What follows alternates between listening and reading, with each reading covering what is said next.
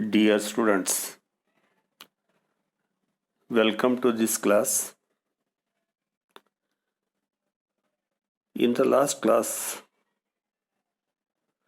we discussed about the magnetic effect of electric current.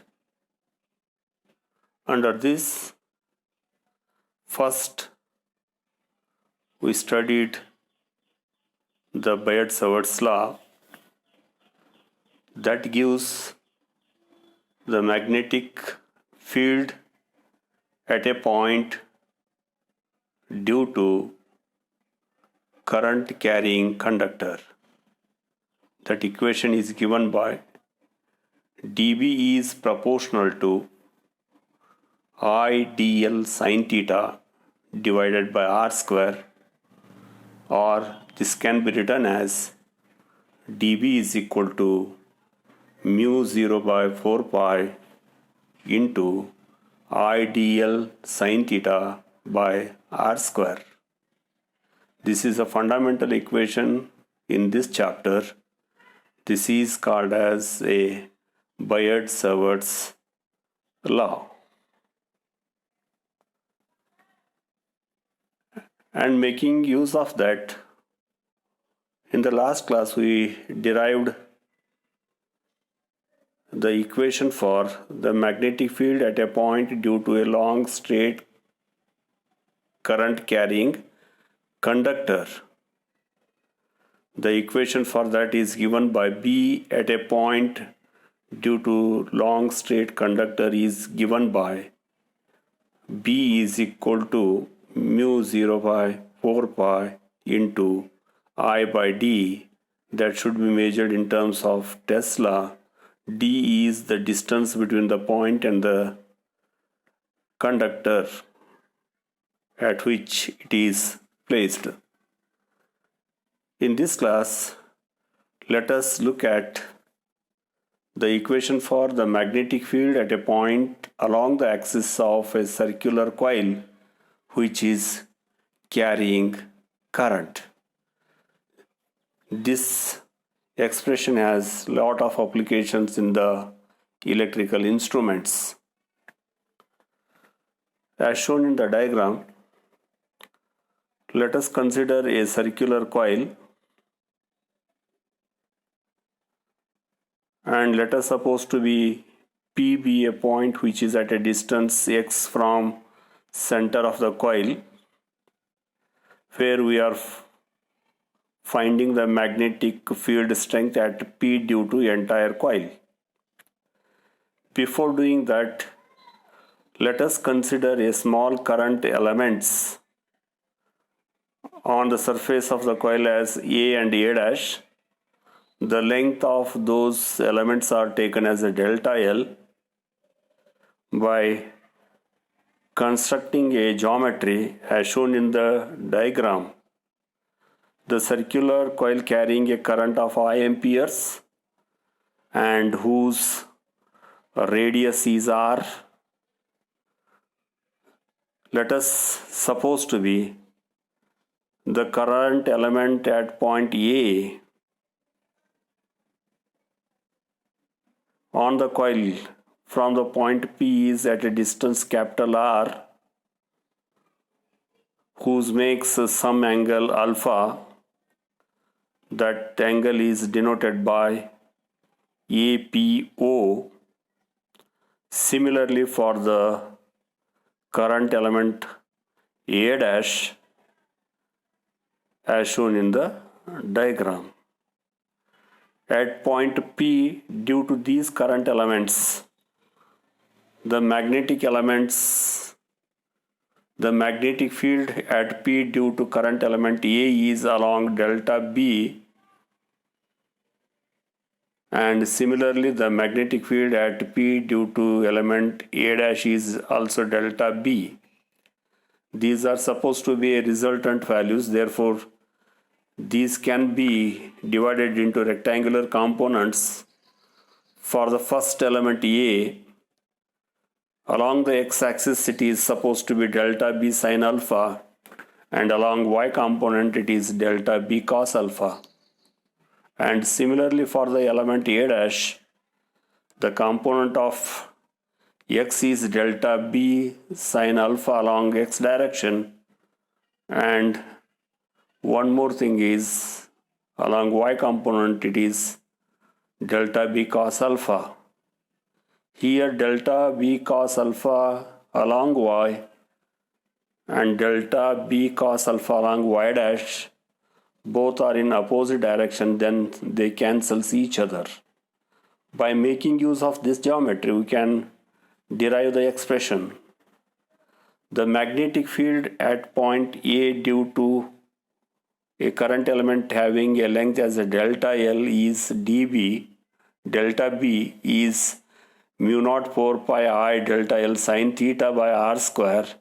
If theta is 90 degree, it is found to be a perpendicular. Therefore, delta B is equal to mu 0 by 4 pi I delta L by r square. Once we thought for two elements A and A dash, the equation can be written as 2 delta B sine alpha is 2 times mu naught by 4 pi I delta L by r square sine alpha. Let us find some values like r as given in the equation from the triangle APO. R square is x square plus r square, therefore r is x square plus r square raised to 1 by 2. From the same triangle, we can also find the value of sine alpha. The value of sine alpha is found to be small r by capital R, which is nothing but r small r divided by x square plus r square raised to 1 by 2. Substituting this value of sine alpha in equation 2, we get 2 delta B sine alpha is nothing but the given values are as follows.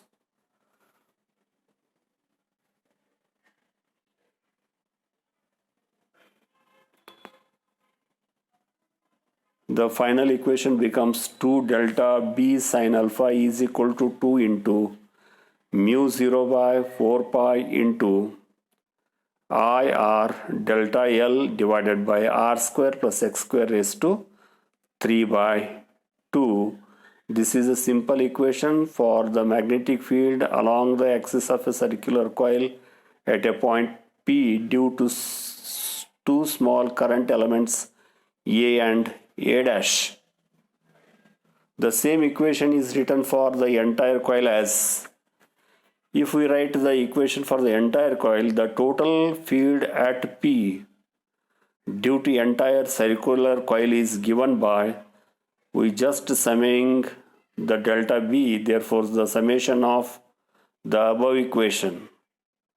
Therefore, by simplifying this, we get the summation value affects only for delta L.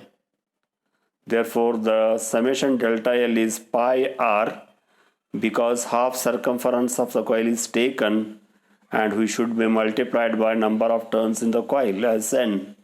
Therefore, the summation of delta L becomes pi r n.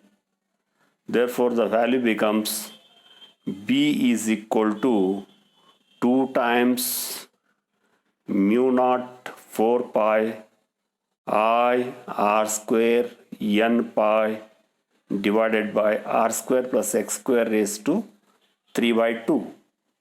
This is a simple equation for the magnetic field at a point due to a circular coil. The point should be along the axis. This direction of the magnetic field should be perpendicular to the plane of the coil, which is in the outward direction. By making use of this, let us find the magnetic field at the center of the circular coil. In this equation, let us take x as a 0. That means the point P is exactly at the center of the coil. Therefore, we will get The magnetic field at the center of the circular coil which is carrying a current is given by B is equal to mu 0 by 4 pi into Ni by R, or which can also be written as B is equal to mu naught Ni by 2R. By making use of this equation, we can study certain electrical instruments. Under this, the first instrument is the tangent galvanometer. In the tangent galvanometer, what we have is, there is a circular coil which is placed on a horizontal base. The horizontal base should have 3 legs.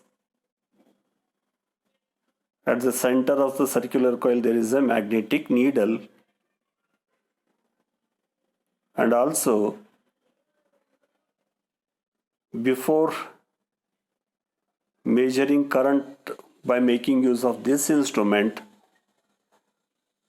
the tangent galvanometer should be set in magnetic meridian. That means the plane of the coil should pass through the Earth's magnetic field direction.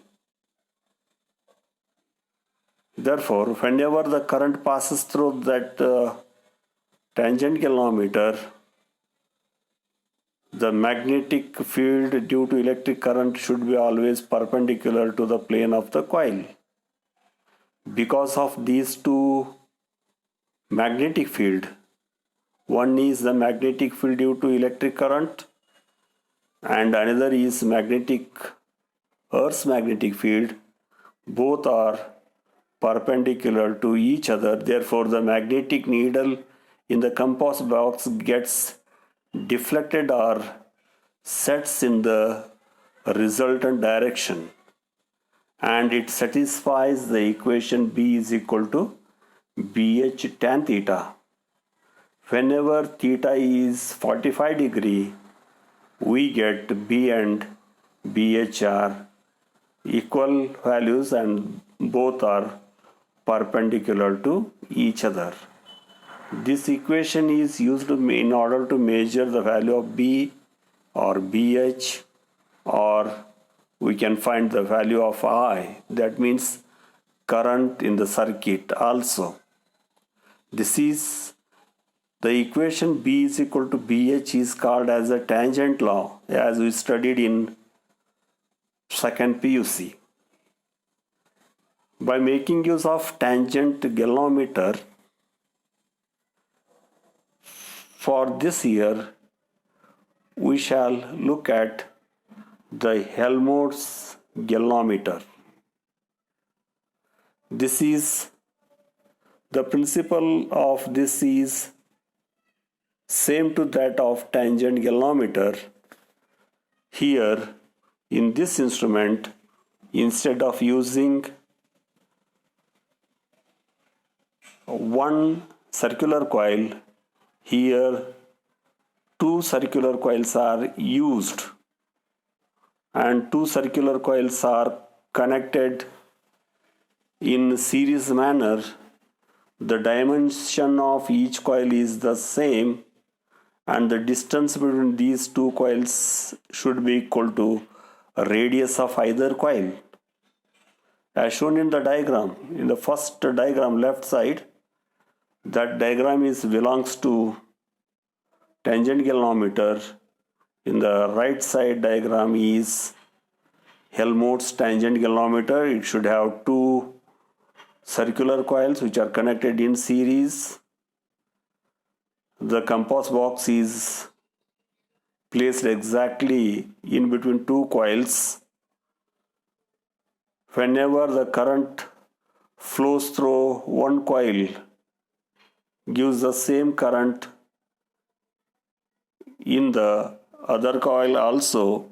Both are connected in series. Therefore, we'll get the resultant magnetic field at the center is supposed to be a constant value. By making use of this, let us find some mathematical equations.